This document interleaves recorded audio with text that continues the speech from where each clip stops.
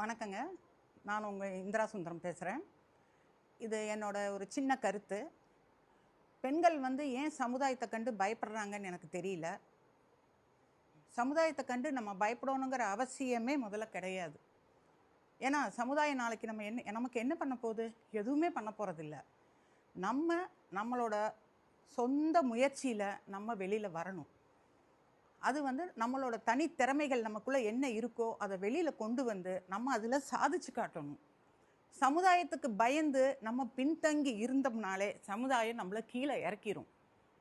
ஆமாங்க, இது என்னோட சொந்த அனுபவத்தில் நான் சொல்கிறேன். சமுதாயத்தை கண்டு நான் பயந்துருந்தேன்னா இன்றைக்கி இந்த இடத்துல நான் நிற்க மாட்டேன்.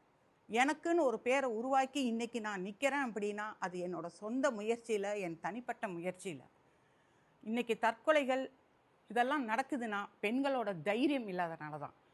பெண்கள் மன வலிமையும் தைரியத்தையும் தன்னம்பிக்கையும் விடாமல் தைரியமாக வந்தாங்கன்னா கண்டிப்பாக வாழ்க்கையில் கண்டிப்பாக நம்ம ஜெயிக்கலாம். சமுதாயத்தை கண்டு நம்மளோட மனசாட்சியை கண்டு நம்ம பயந்தா போதும், அடுத்து கடவுளுக்கு பயந்தா போதும். வேறு யாருக்கும் பயப்படணுங்கிற அவசியமே இல்லைங்க.